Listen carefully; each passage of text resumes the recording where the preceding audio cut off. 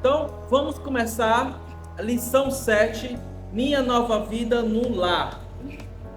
Nós aqui nessa lição, nós vamos falar sobre os papéis, né? Os papéis de cada pessoa da família, cada membro da família, tá? Esse mês agora foi o mês da família, então caiu certinho essa última aula, né? Então vamos lá, primeiro eu vou falar o papel das crianças. Quais são os papéis das crianças? Primeiro, baseada em Efésios 6, 1 a 3, no versículo 1, diz que como um filho, nós devemos fazer o quê? Conforme o versículo 1. Obedecer aos pais. Então no versículo 1 ele fala para obedecer aos pais. Então, nosso primeiro papel como filhos, obedecer aos pais. No versículo 2, ele fala o quê? Honrar pai e mãe. Então, o que é honrar? Honrar é respeitar. Você tratar eles com respeito. Que ele é o seu pai e sua mãe, tá? E o terceiro, no versículo 3, fala o quê?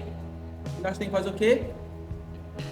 O que é que vai acontecer? Quando nós honramos os nossos pais, obedecemos os nossos pais, o que é que vai acontecer? Nós vamos viver bem aqui na terra e vamos ter vida longa. Então, filhos que não honram pai e mãe, não obedecem pai e mãe, os dias na terra são curtos, tá? No Antigo Testamento era pena de morte, então era mais curto ainda. Hoje em dia é nítido, tá? A maioria dos jovens, você pode observar, meninos, adolescentes, rapazes, jovens que morrem muito cedo, muito novos, se você analisar a vida deles, porque viveram em desobediência a pai e mãe, principalmente obediência a Deus, né? Então vamos lá, continuando. Lógico que não estou falando de acidentes, né? Estou falando de morte assim, de coisas ruins. Mas vamos lá. Em Provérbios 1:8, Salomão ele dá alguns conselhos para os filhos, né? Para as crianças, para os jovens. Quais são? Primeiro, ouvir o ensino do pai. Então temos que ouvir o ensino do pai. E 2, não deixar a instrução da mãe, certo? Então, mais uma vez, Salomão, né, ele fala aqui, e a Bíblia está frisando mais uma vez que nós devemos valorizar o ensino e a instrução dos nossos pais. Aí, falando aqui um pouco para jovem, né, os textos bíblicos jovens são os mesmos para criança, né, para filhos e tal. Primeiro ponto que você tem que saber, nossos pais são de grande valor. Não poderíamos ter chegado onde chegamos se não fosse por eles. Então, um motivo para você valorizar os seus pais é porque você só está vivo por causa deles. Você só existe por causa deles. B, nossos pais são escolhidos por Deus. E Deus, ele não erra. Você vai dizer, mas meu pai é muito ruim, eu nasci na família errada, meus pais são... Não existe isso, tá? Você caiu na família certa, seus pais são as pessoas certas que Deus quis que criasse você. Então você tem que valorizar a escolha de Deus. Você não nasceu nessa família à toa, foi porque Deus quis. C, né? C. Nossos pais são humanos e quem é humano não é perfeito. Por isso eles também erram. Então não ache que os pais também são perfeitos, que não tem pecado. Não. Os pais também cometem erros. Então, por eles cometer erros, você pode não imitar os erros dele, você identificar os erros dos seus pais e não imitar, e também não desvalorizar eles por conta dos erros dele. Também não podemos fazer isso, nenhum nem o outro, né? Nem podemos imitar os erros deles, mas também não podemos desvalorizar eles por causa dos erros, porque todo mundo erra, todo mundo peca, nós também erramos e pecamos. E D, nossos pais são para obedecer. Nem sempre gostamos do que eles fazem, mas Deus não pediu a nossa opinião, e sim a nossa obediência, tá? Então vocês têm sempre que obedecer os seus pais. Isso é mandamento de Deus. Obedeça sempre. Está lá nos 10 mandamentos, lá em Êxodo 20. Obedeça sempre os seus pais. A não ser, só tem uma exceção. A não ser que seus pais mandem vocês fazerem algo que vai desobedecer a Deus. Aí sim, a obediência a Deus tem que estar em primeiro lugar. Porém, Se ele não está pedindo para você fazer algo que desobedece a Deus, você sempre tem que obedecer a eles. Ok? Vamos lá agora o papel dos adultos. Tá? Primeiro, a função dos adultos na criação dos filhos. Essa aqui eu vou passar um pouco mais rápido, né? Porque não tem nenhum adulto aqui, mas vamos lá. Provérbios 22, 6. Ele fala que os adultos têm que fazer o que com os filhos? Quem está comigo aí?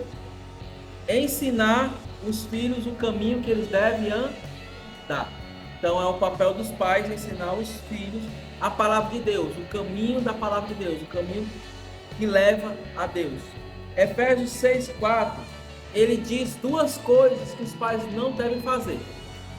Primeiro, provocar a ira dos filhos, né? Ou seja, eu não estou falando daquela que o pai pune o filho porque o filho fez algo errado e os filhos ficam com raiva. Não estou falando disso. O que o texto está falando é provocar ira, é desnecessário. É fazer raiva os filhos mesmo, sem ter nenhuma necessidade. É isso, é fazer coisa mesmo só para irritar os filhos. Isso também é antibíblico, tá? Isso é contra a palavra de Deus. E segundo, não disciplinar os filhos e não corrigir, tá? Então tem uma passagem da Bíblia que fala que Eli, o sacerdote Eli, Deus chamou a atenção de Eli. Deus puniu os filhos de Eli por conta do erro dele. Porque Eli viu os filhos cometendo coisa errada e ficou calado, não repreendeu.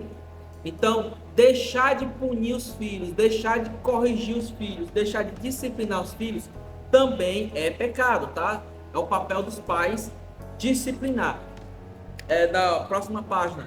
Provérbios 29:15 fala de duas coisas que geram sabedoria aos filhos. Quem sabe? Essa aqui eu acho que poucas pessoas acertaram. Ou não? Não sei. Qual foi? Quais são as duas coisas que dão sabedoria? A vara e a disciplina, né? A vara representa a correção física e a disciplina representa a correção verbal, o ensino. Então é o papel dos pais, quando os filhos cometem algo errado, repreender eles, tanto com palavras, ensinando para eles que estão errados e mostrando o caminho certo, como também disciplinando fisicamente. A correção física tem que acontecer também, tá? Isso não é pecado. O mundo, o sistema desse mundo tenta ensinar para a gente que não pode bater nos filhos. Eu não estou falando de maltratar os filhos, não, mas a disciplina física, umas palmadas, é correto, tá? Biblicamente eles disciplinaram com vara. Vocês que apanham com chinela, vocês já estão de boa, né? Pior o povo antigamente. O que é que acontece com os pais quando os pais eles corrigem os filhos e disciplinam os filhos? Dará descanso e dará delícias à tua alma. Então o pai que corrige os filhos, ele vai ter paz. Ele não vai ter perturbação, certo? Então nós aprendemos, os pais aprendem que devemos ensinar para os filhos e também corrigir os filhos. Agora em relação aos adultos, em relação ao esposo e à esposa, né? Primeiro, os homens, né? Primeiro para os esposos. Efésios 5:23 fala: o marido é o cabeça da mulher, como também Cristo é da igreja. Primeiro papel do homem é de liderança, certo? Segundo, Efésios 5:25, maridos, amai a vossa mulher, como também Cristo amou a igreja. Então é o papel do marido amar a sua esposa. Terceiro, marido também deve amar suas mulheres como ao seu próprio corpo. Efésios 5:28, também amar a esposa como se estivesse amando a si mesmo. Maridos, vos igualmente viver a vida comum no lar com discernimento. 1 Pedro 3:7. Então viver uma vida no lar com discernimento, com sabedoria. 5. Tendo consideração para a vossa mulher como a parte mais frágil, tratai com dignidade para que não se interrompam as vossas orações. 1 Pedro 3:7. Então, se o homem ele não tratar a esposa com dignidade, as orações dele não são ouvidas. E 6. Semelhantemente, o marido não tem poder sobre o seu próprio corpo, assim a mulher também ao seu marido. 1 Coríntios 7:4. Aqui ele está falando sobre as relações íntimas do casal, certo? Agora vamos para o papel das esposas. Como a igreja está sujeita a Cristo, assim também as mulheres estejam sujeitas em tudo ao seu marido. Efésios 5, 24. Então é a submissão, a mulher ser submissa à liderança do marido no lar. 2. A esposa respeite ao marido. Efésios 5, 33. Aí já está, não precisa nem explicação, né? 3. Mulheres sejam vós mesmos igualmente submissa ao vosso próprio marido, para que se algum deles ainda não obedecer a palavra, sejam ganho sem palavra alguma por meio do procedimento de sua esposa. 1 Pedro 3, 1. Ou seja, a mulher que ela é casada com um marido que não é crente, ela se submetendo ao marido, se submetendo à liderança do marido, é um canal para que ele venha também conhecer a palavra de Deus, né? 4. Observando o vosso honesto comportamento cheio de temor. 1 Pedro 3, 2. Também é o papel da mulher ter um honesto comportamento, um comportamento respeitável. 5. Não seja adorno das mulheres o que é exterior, seja porém o espírito manso e tranquilo, que é de grande valor diante de Deus. 1 Pedro 3, 3, 4. Pegando esse texto aqui, ó, tem algumas denominações, né, que com muito respeito peguem esses textos aqui e coloquem uma regra dizendo que a mulher não pode usar brinco, que a mulher não pode usar argola no nariz, não pode usar pinça, não pode usar batom, não pode usar qualquer coisa, né, que deixe ela mais bonita. O texto não está falando isso, tá? O que o texto está dizendo é que aquilo que decora a mulher, aquilo que deixa a mulher mais bonita, não é o mais importante. E sim, é ela ser mansa e tranquila. Ou seja, ele não está proibindo a mulher se enfeitar. O que o texto está falando é que a mulher ser mansa e humilde é mais importante. Certo? 6. A mulher não tem o poder sobre o seu próprio corpo, e sim o marido. 1 Coríntios 7, 4. Novamente aqui está falando sobre relações íntimas. Ok? Então, finalizamos aqui, né?